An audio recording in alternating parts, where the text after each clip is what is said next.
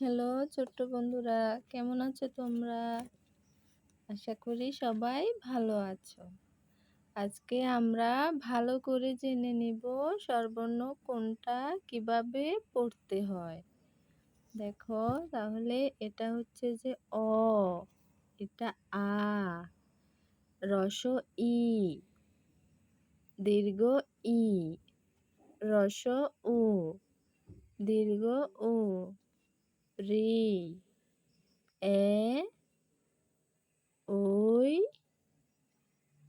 ও, ঔ।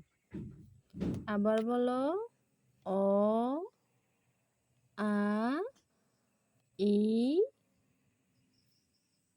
দীর্ঘ ই, রস উ, এই যে এটা রস উ, দীর্ঘ উ, রি, এটা কি রি, রস রি, এটাকে কি বলবা রস রি, এ, ওই, ও, ঔ।